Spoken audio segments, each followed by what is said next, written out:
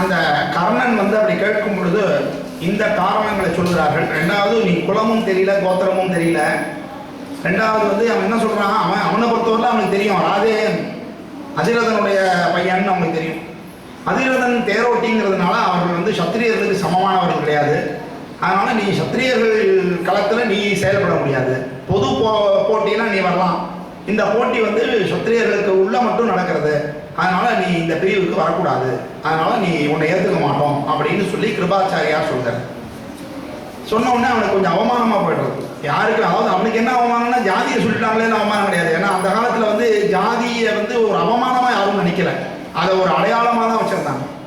அதாவது தான் இந்த பிரிவை சேர்ந்தவன் அவனுக்கு தெரியும், அதில் ஒன்றும் சந்தேகம் கிடையாது. அதை அவன் அவமானமாகவும் நினைக்கல. ஆனால் தன்னுடைய வீரத்தை வெளிப்படுத்த முடியல, தன்னை அந்த விஷயத்தில் அவமானப்படுத்திட்டாங்க. நாம் பெரிய வீரன்னு காமிக்கணும்னு நினச்சோம், முடியல அப்படிங்கிற ஒரு வருத்தம் அவனுக்கு. ஒரு திறமை நல்லா படிச்சுன்னு போயிருக்கிற பையன் ஹால் டிக்கெட்டில் சின்ன மிஸ்டேக்கு பரிசு எழுத வர மாட்டேன்னு அப்படி அது மாதிரி அவனுக்கு ஒரு வருத்தம் வந்துட்டு.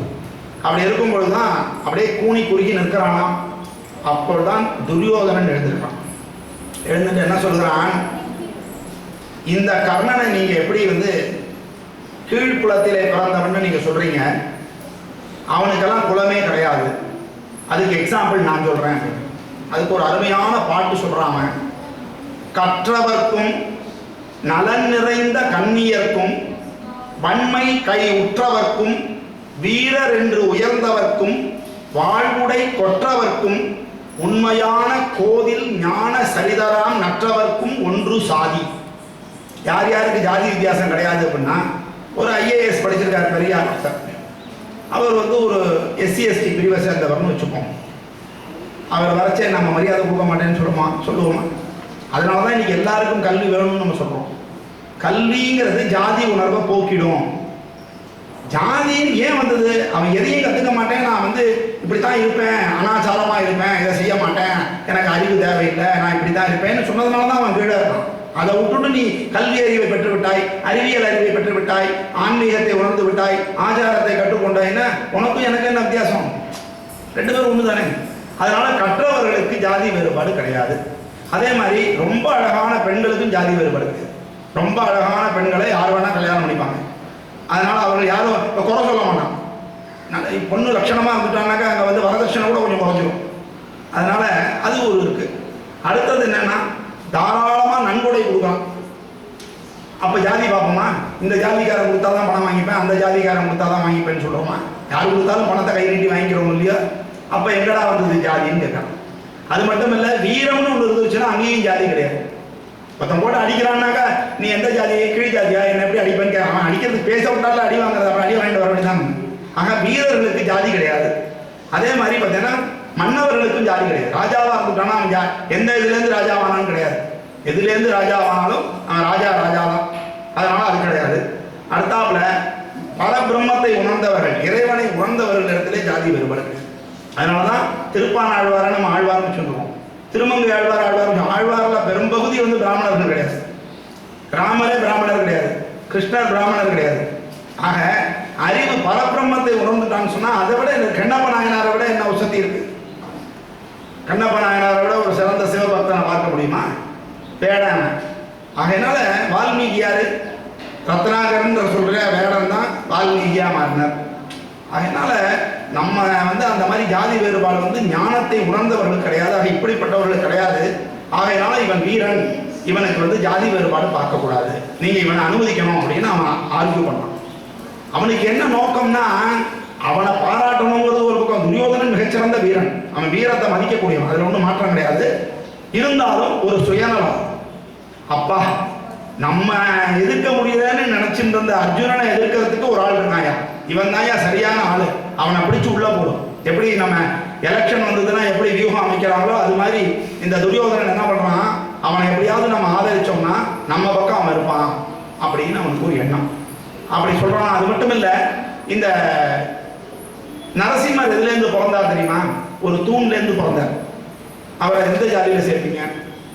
அது மாதிரி சிவன் எதுலேருந்து பிறந்தார்? மூங்கிலிருந்து பிறந்தார். அதுக்கப்புறம் அகஸ்தியரும் துரோணரும் எதுலேருந்து பிறந்தாங்க? கும்பத்திலிருந்து பிறந்தார்கள். அகஸ்தியரும் துரோணரும் கும்பம், குடம், அதுலேருந்து பிறந்தார்கள். முருகனும் கிருபாச்சாரியாரும் நாணல்லேருந்து பிறந்தார்களாம். இவர்களுக்கெல்லாம் என்ன ஜாதி சொல்லுவீங்க? அதனால நீங்கள் வந்து ஜாதியை பற்றியெல்லாம் இங்கே பேசாதீங்க, அவன் திறமையாக இருக்கான் இங்கே அப்படின்னு அவன் சொல்கிறான். அப்போவும் இவர்கள் வந்து அதை மறுத்து பேசுகிறார்கள். அப்போ தான் சொல்கிறான், உனக்கு என்ன, அவன் சத்திரியனாக இருந்தால் நீ சேர்த்துப்பல, அவனை இப்போவே நான் அங்க தேசத்துக்கு ராஜாவாக்குறேன், என்னுடைய ஆளுகைக்கு உட்பட்ட. ஆக்சுவலாக அவனுக்கு இன்னும் அவனுக்குன்னு பவரே கிடையாது. திருதராஷ்டிரன் தான் இப்போவும் ராஜா. ஆனால் அவன் அப்பாவுக்கு வந்து கவலைப்பட மாட்டான், தானே முடிவெடுக்கிறவன். அதனால என்ன பண்ணான், அங்க தேசத்துக்கு அவன் ராஜாவாக்குறேன் அப்படின்னு சொல்லி அந்த இடத்துலயே அவன் அங்க தேசத்துக்கு ராஜாவாக்கி கௌரவம் கொடுத்தான். அந்த ஒரு செயல்னால்தான் கடைசி வரைக்கும் கர்ணன் அந்த துரியோதனன் பக்கத்திலேயே இருந்து தன்னுடைய பிராணனை தியாகம் பண்றான். இந்த கடனுக்காகத்தான். தன்னுடைய எப்படி ஒரு ஆளை அவிழ்ந்து விழும் பொழுது கையானது போய் அதை காப்பாற்றி அவன் மானத்தை காப்பாற்றுகிறதோ, அதை விட ஒரு படி மேலாக இந்த அவமானத்திலிருந்து என்னை காப்பாற்றியவன் துரியோதனன் அப்படிங்கிறதுனால தான் அவன் என்ன தப்பு பண்ணாலும் சரி, அவன் பண்றது தப்புன்னு நல்லாவே தெரியும், இருந்தாலும் அவனோட தான் இருப்பான். தனக்கு ஒரு நல்லது செஞ்சவனை வந்து கடைசியில் விட்டு கொடுக்க கூடாது அப்படின்னு நினைக்கிறான். அப்படிப்பட்ட ஒரு நல்ல நிலைமையில் இருக்கான். அப்படி முடியும் போது சூரியன் கரெக்டாக அஸ்தமனத்துக்கு வருகிறது. அதை சாக்காக வைத்துக் கொண்டு இவர்கள் என்ன செய்கிறார்கள், போட்டி முடிந்தது, பெல்லடி சீக்கிரமா டகடக அடிச்சு எதுக்கு ரிஸ்க் தேவையில்லாம. அதாவது பெரியவர்கள் எப்போவுமே என்ன நினைப்பாங்க அப்படின்னா, ஒரு சண்டையோ வம்போ சச்சரவோ உருவாக கூடாதுன்னு நினைப்பாங்க, வேற ஒன்றும் கிடையாது. திடீர்னு ஒரு சண்டை வந்துடுறது, அது பெரிய விபரீதமா மாறிப்படுறதுன்னு சொன்னாக்க என்ன செய்யறது அப்படிங்கிறதுனால அவர்கள் அந்த பிரச்சனை இப்ப எழ வேண்டாம், பின்னால வந்தா பார்த்துக்கலாம் அப்படின்னு சொல்லி அவர்கள் ரொம்ப ஒரு போராட்டம். ஏன்னா இவங்க ரெண்டு பேருக்குள்ள துரியோதனாதிகளுக்கும் பாண்டவர்களுக்கும் நிறைய சண்டைகள் வந்துட்டே இருந்ததுனால ரெண்டு பேர் அடிச்சுட்டே இருந்தாங்க. கிளாஸ் ரூம்லாம் டீச்சர் என்ன செய்வாங்க, முடிஞ்ச வரைக்கும் அவர்களை வெவ்வேறு இடத்துல பிரிச்சு உட்காந்து வைக்க தான் முயற்சி பண்ணுவாங்க. என்ன பண்ண முடியும், ரெண்டு பேரும் அடிச்சுட்டே இருக்க முடியுமா? பேரண்ட் சொன்னாலும் கேட்க மாட்டான், இவனும் கேட்க மாட்டான், என்ன செய்யறது? ஸோ பிரித்து வைப்போம் அப்படிங்கிறது தான் பெரியவர்களுடைய எண்ணமாக இருக்கும். அப்படி நடந்தது. அதுக்கப்புறம் என்ன ஆகிறது அப்படின்னா, துரோணர் என்ன பண்ணுறார், அப்பா நீங்கள் எல்லாம் விற்று எல்லாத்தையும் நல்லா கற்றுட்டீங்க, அதனால எனக்கு முடிஞ்சது, பணி முடிஞ்சது அப்படின்னு சொல்கிறார். அப்போ தட்சணை கொடுக்கணும். கல்வி, மருத்துவம், ஜோதிஷம், கோவிலுக்கு போகிறது, ராஜாவை பார்க்க போகிறது, இது மாதிரி விஷயங்கள், நோய்வாய்ப்பட்டவர்களை பார்க்க போகிறது, இதெல்லாம் ஏதாவது ஒன்று எடுத்துகிட்டு போய் கொடுக்கணும். குருவுக்கு தட்சணை கொடுக்காம படிக்கக்கூடாது.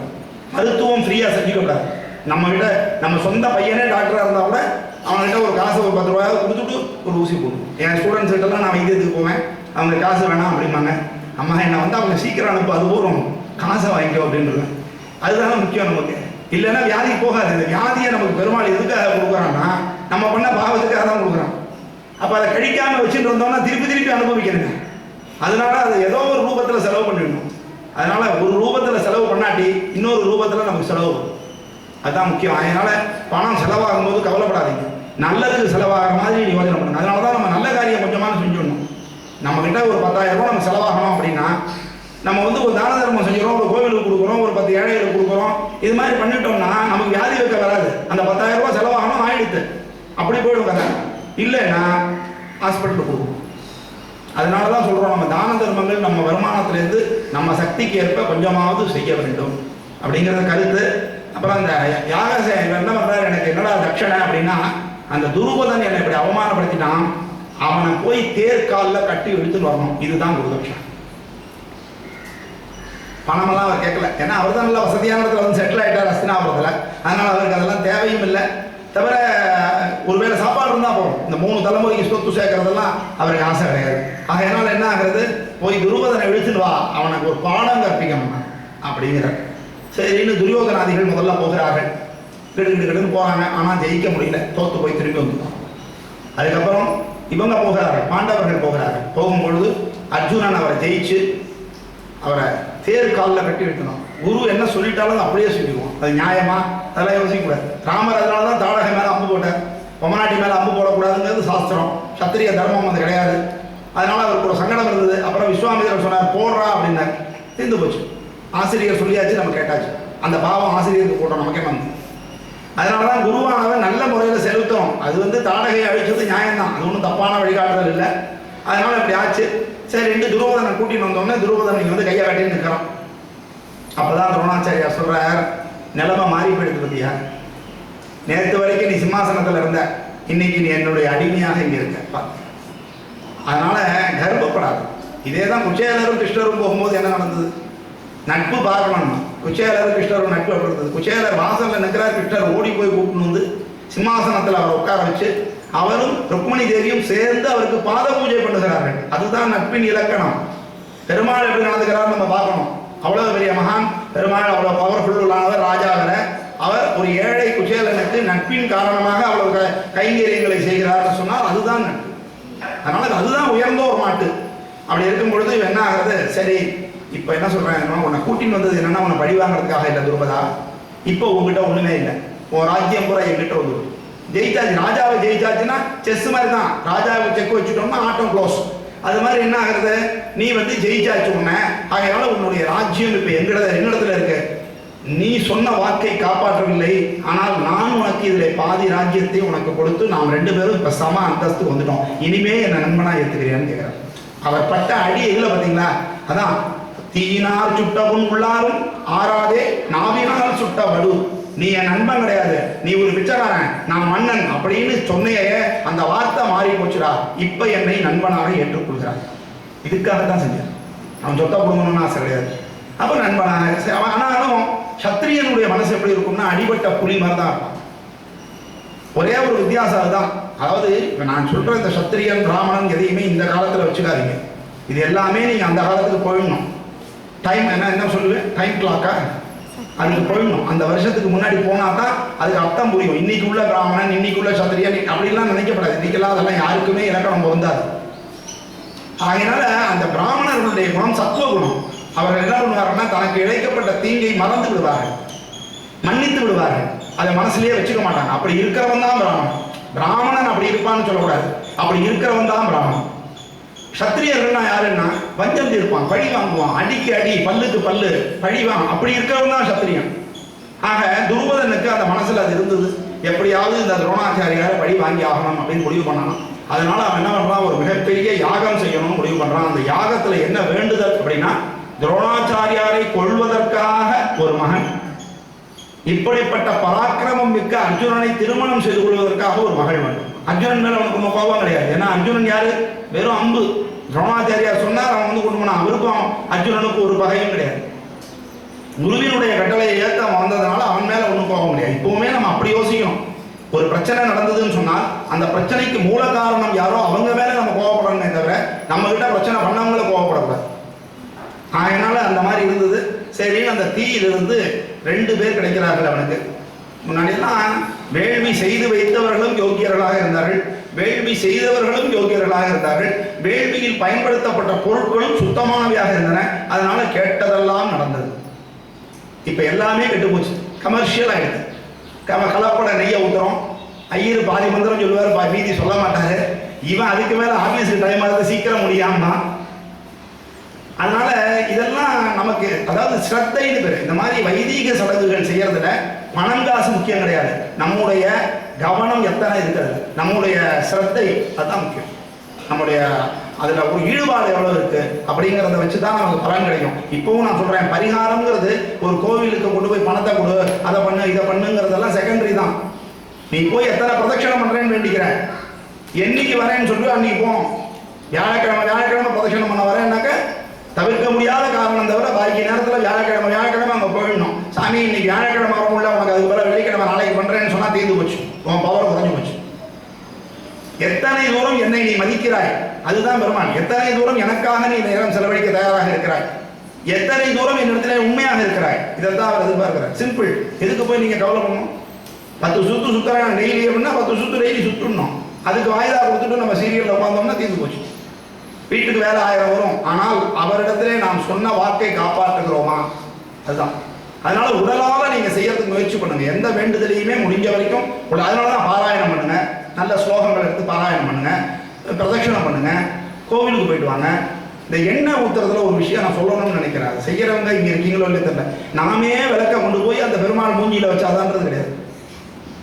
அதனால கோவில் பூரா எப்படா அசுத்தமாயிடுது பார்த்தீங்களா. அதுக்கு பதிலாக ஒரு 50 எண்ணெயை வாங்கி உள்ள கொடுங்க. அர்ச்சகர் திருடிட்டு போனா அந்த பாவம் அவரை சேர்ந்தது. நான் என்ன சொல்றேன், நம்ம கொடுத்துட்டோம்னா நம்ம கடமை முடிஞ்சு போச்சு. நம்ம கணக்கு வந்து டெபிட் பண்ணிவிடுவார் சுவாமி.